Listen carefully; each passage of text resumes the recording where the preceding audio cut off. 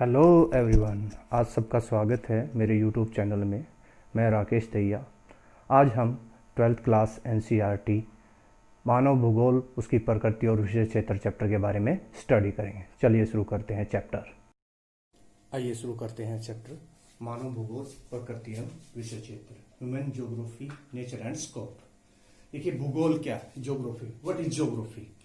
Geography, actually geography शब्द का सबसे पहले इस्तेमाल एराटोस्थनीज ने किया था। एक यूनानी विद्वान थे और इन्हीं को जो है फादर ऑफ ज्योग्राफी कहा जाता है, अर्थात भूगोल का पिता कहा जाता है।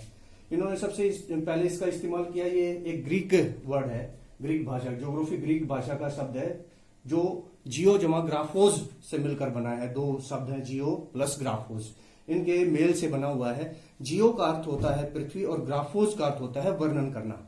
अर्थात ज्योग्राफी शब्द का अर्थ हुआ पृथ्वी पर जो भी मौजूद है, पृथ्वी पर उपस्थित सभी भौतिक और मानवीय तत्वों का वर्णन करना। उसके धरातल पर, पृथ्वी के तल पर जो चीजें अवेलेबल हैं उन सबको डिस्क्राइब करना, उनके बारे में वर्णन करना, ये ज्योग्राफी शब्द का अर्थ हुआ। भूगोल की जो है ना दो शाखाएं हैं। ज्योग्राफी की जो है ना भूगोल की दो शाखाएं हैं। अगर बात करूं मैं भौतिक भूगोल और मानव भूगोल, physical geography and human geography. देखिए, फिजिकल ज्योग्राफी में क्या होता है, ह्यूमन ज्योग्राफी में क्या होता है। फिजिकल ज्योग्राफी, ये देखिए भूगोल ज्योग्राफी, इसकी दो शाखाएं हैं, मेन ब्रांचेज हैं, भौतिक भूगोल और मानव भूगोल। 11th क्लास में हम भौतिक भूगोल का अध्ययन करते हैं और मानव भूगोल का हम 12th क्लास में अध्ययन करते हैं।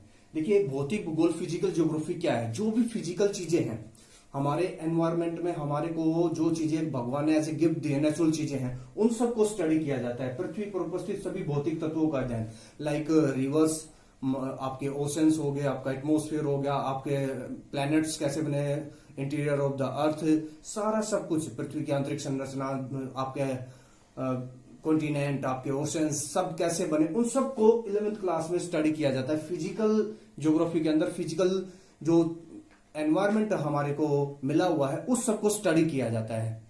वो सारी चीजें फिजिकल में, देखिए भौतिक में वो चीजें आती हैं जिनको भगवान ने हमारे को दिया है, इंसान ने क्रिएट नहीं किया है, जो which is created by the God, जो भगवान के द्वारा बनाई गई हैं, उन सारी चीजों को स्टडी किया जाता है। दूसरा, अगर हम बात करें तो आपका मानव भूगोल।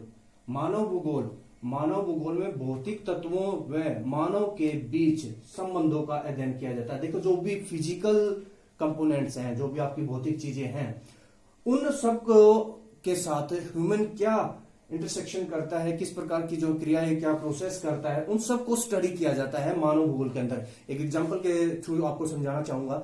देखिए, जैसे आपकी सोयल जो है वो एक भौतिक तत्व है, आपका जो ना फिजिकल एलिमेंट है, उस जो आपकी सोइल्स है, जमीन के ऊपर जो मिट्टी, ऊपरी सतह जो होती है वो मिट्टी कहलाती है, सोइल्स कहलाती है। उस सोइल्स में हम इंसान, देखिए भगवान ने हमारे को गिफ्ट में दे दी है, या आपकी रिवर्स से जो ना कैसे भी किसी भी तरीके से वो उसका फॉर्मेशन हुआ है। तो भगवान की दी हुई इस सोइल पे, इस मिट्टी पे, इस मृदा पे इंसान क्या क्रियाएं करता है, लाइक वो उस पे खेती कर सकता है, एग्रीकल्चर करता है, तो एग्रीकल्चर को स्टडी किया जाता है। वो उसके ऊपर जो ना बहुत सारी इंडस्ट्रीज सेटअप करता है, तो इंडस्ट्रीज को जो है स्टडी किया जाता है। इसके अलावा वो वहां पर जो ना बहुत सारे रोड, रेलवे लाइन और दूसरे जो ना ट्रांसपोर्ट के मोड जो ना उनको इस्तेमाल करता है उसके ऊपर, तो उन सब को इसके अंदर स्टडी किया जाता है। आपके इन्हीं चीजों, अब जैसे दूसरा एग्जांपल दूं मैं आपको, आपके जो ना ओशंस, सीज और ओशन जो है, सागर महासागर जो है ना, वो हमारे को एज ए गिफ्ट मिले हैं, भौतिक चीजें हैं। उन चीजों के ऊपर, उन ओशंस के ऊपर इंसान जो है ना, उन्होंने सी रूट बना लिए हैं, वो शिप्स को जो ना इस्तेमाल करता है दूसरे देशों से ट्रेड करने के लिए, इंपोर्ट और एक्सपोर्ट के लिए जो ना, उन भारी भरकम मशीनों को जो ना इन्हीं शिप के माध्यम से एक देश से दूसरे देश में भेजा जाता है। तो उसने सी रूट इस्टेब्लिश कर लिए, उसने जो ना वहां पर जो ना आपके जो ना पोर्ट और हार्बर जो ना इस्टेब्लिश कर लिए हैं, बना लिए हैं। इन सबको इसके अंदर स्टडी किया जाता है। अब मैं इसकी कुछ जो आपके ज्योग्राफी के भूगोलवेता हैं उन्होंने कुछ डेफिनेशन दी है, उन डेफिनेशंस के ऊपर जो ना आपका ध्यान आकर्षित करना चाहूंगा। देखिए, मानव भूगोल की परिभाषाएं, डेफिनेशन, फ्रेडरिक रेडजल ने कहा है।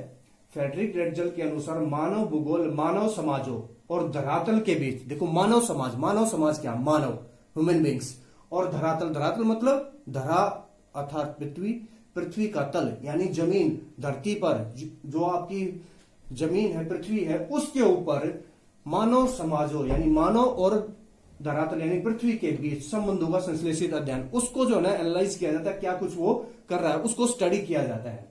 इसी प्रकार से कुमारी एलन चर्चिल सैंपल ने भी जो है डेफिनेशन दी है, मानव भूगोल अस्थिर पृथ्वी। देखिए हमारी पृथ्वी स्थिर नहीं है, उसके ऊपर जो चीजें हैं, जो फॉर्मेशन हुआ, जैसे आपको पता है आज भी जो ना हिमालय माउंटेन जो ना वो इंक्रीज हो रहा है, या बहुत सारे लैंड फॉर्म जो है ना कोई बन रहा है, कोई बिगड़ रहा है, या आप देखते हो कि हमारी अर्थ रोटेशन कर रही है, हमारी अर्थ रिवोल्यूशन भी करती है, ठीक है। और क्रियाशील मानव विभिन्न प्रकार की क्रिया करता है, वो उनके बीच परिवर्तनशील संबंधों का अध्ययन करता है। देखो संबंधों में परिवर्तन होते रहते हैं। एक समय ऐसा था इंसान जब जो प्रकृति की पूजा करता था और उससे भयभीत रहता था, डरता था और उसके अकॉर्डिंग चलता था, लेकिन आज बहुत कुछ हद तक हमने प्रकृति को बहुत ज्यादा मॉडिफाई कर लिया है इंसान ने। तो ये सब क्या हो गया, वो चेंजेज आ गए, परिवर्तन आ गए। पहले देखिए इंसान जो है शिफ्टिंग एग्रीकल्चर करता था, पर आज तो नहीं करता।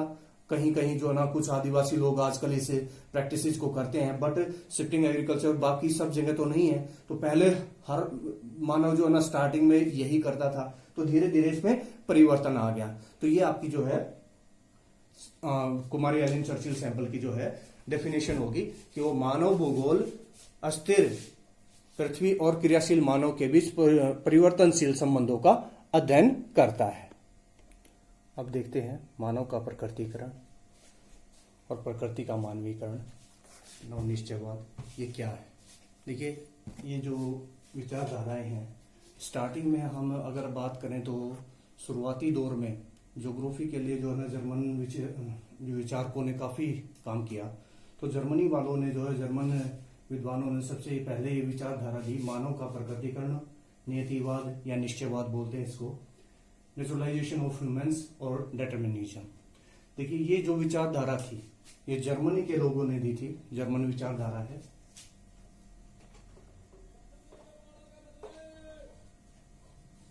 जर्मनी के लोगों ने ये विचारधारा दी, जर्मनी के जो विद्वान थे उन्होंने ये विचारधारा दी। उनका मानना था कि यहां पर उन्होंने प्रकृति को, नेचर को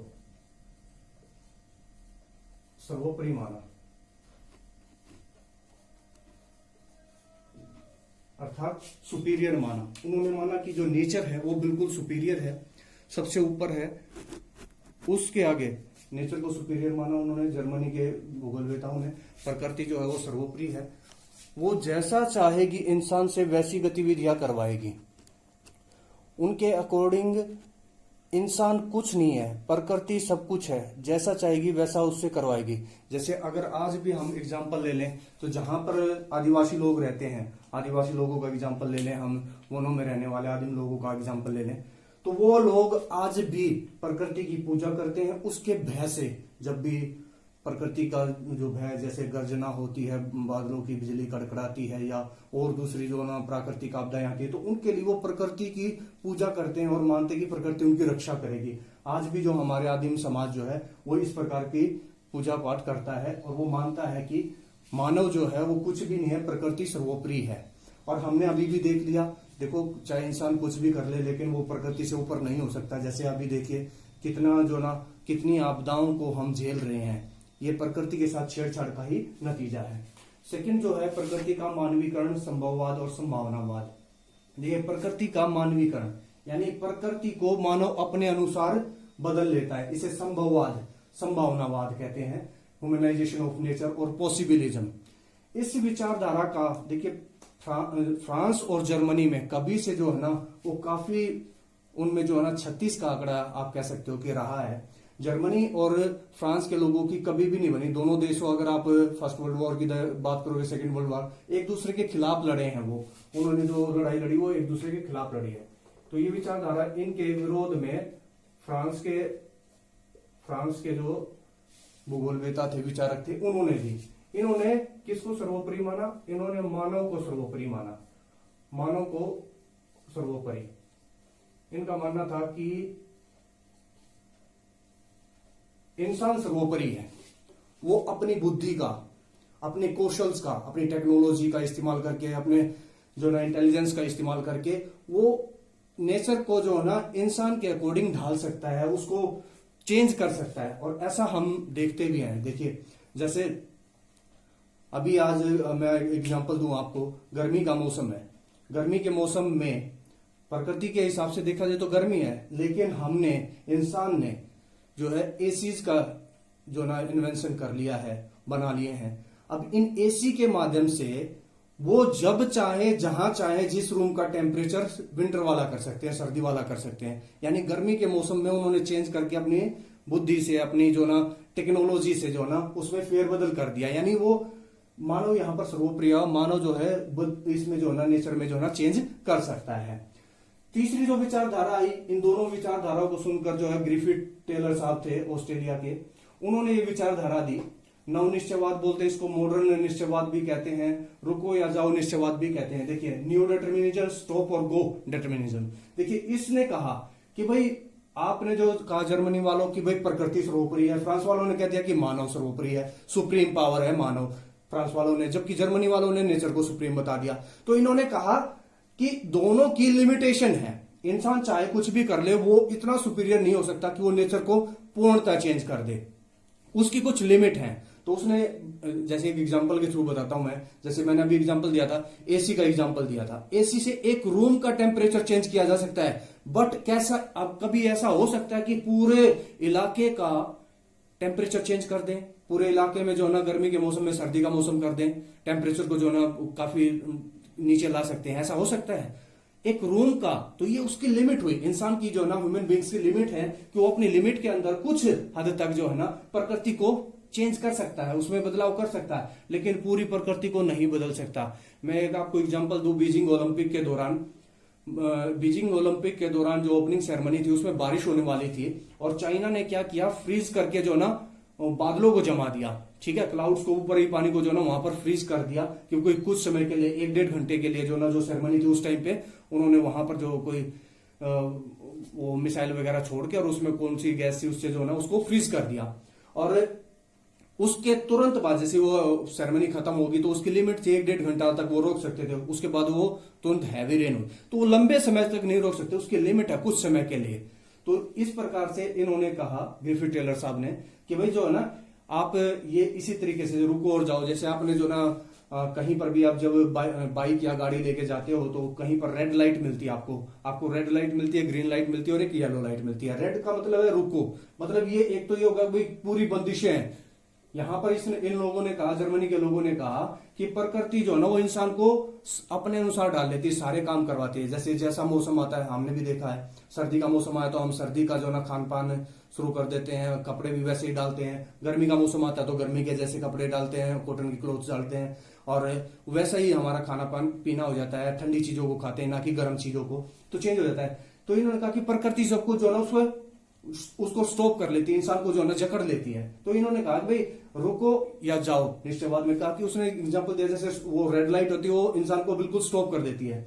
इन्होंने कहा कि भाई ग्रीन है, बिल्कुल भाई इंसान जैसा चाहे वैसा कर सकता है, जब चाहे इंसान जो ना प्रकृति को जिस प्रकार से चाहे वैसे बदल सकता है, तो वो भी गलत है। तो ग्रीन है कि भाई चलते ही रहो। तो ये क्या है, इन्होंने दिया जो येलो लाइट का एक एग्जाम्पल। भाई येलो लाइट क्या होता है, ध्यान से देखिए, इधर उधर भाई आराम से इधर उधर देखिए और पास हो जाइए। तो आप धीरे होगे, नहीं कि ग्रीन है तो पूरी फुल स्पीड में जाते हैं, लेकिन इसमें क्या होता है, येलो होती है तो आप गाड़ी को जो ना उसकी गति जो ना धीमी कर लेते हो और इधर उधर जो है ना देखते हो और सावधानी पूर्वक निकल जाते हो। तो इन्होंने ऐसे ही कहा कि ये किस प्रकार की विचारधारा है कि ना तो नेचर सर्वोपरि है और ना ही इंसान सर्वोपरि है, दोनों की अपनी लिमिट्स हैं। तो इंसान कुछ हद तक जो ना प्रकृति को फेरबदल कर सकता है, लेकिन एक ब्रॉड लेवल पे नहीं कर सकता है, उसकी कुछ लिमिट है। तो इन विचारधाराओं को याद रखने के लिए मैंने एक ट्रिक बनाई है, वो ट्रिक है जन में फंस गया ऑस्ट्रेलियाई नव ग्रिफिथ टेलर। देखिए जन, जैसे जर्मनी नैसे निश्चयवाद, जैसे जर्मनी नैसे निश्चयवाद, नियतिवाद, ठीक है, डिटर्मिनिज्म। फैसे फ्रांस हो गया, फ्रांस के लोगों ने दी, और सैसे संभववाद। बहुत ही इंपॉर्टेंट क्वेश्चन है, 3 मार्क का जो ना बार बार सीबीएसई में पूछा जाता है, ये क्वेश्चन बहुत इंपॉर्टेंट है, इसलिए मैंने इसकी ट्रिक बनाई है। फिर आ गया आपका ऑस्ट्रेलिया के थे ग्रिफिथ टेलर, ये बार बार आता है 1 मार्क्स में, इस चैप्टर से 1 और 3 मार्क्स में हमेशा क्वेश्चन आता है, एक 1 मार्क्स का आता है, एक 3 मार्क्स का क्वेश्चन आता है। तो नव ग्रिफिथ टेलर, नव मतलब नव निश्चयवाद, ग्रिफिथ टेलर, ठीक है, इसको रुको या जाओ निश्चयवाद भी कहते हैं। ये विचारधाराएं जो ना हमारे को दी गई। तो ये था इस चैप्टर में। अगर आपको मेरी वीडियो अच्छी लगी हो तो इसे लाइक और शेयर जरूर करें। धन्यवाद। Everybody, please like, subscribe and share my YouTube channel Excellence in Geography with Rakesh Diya sir. Thank you.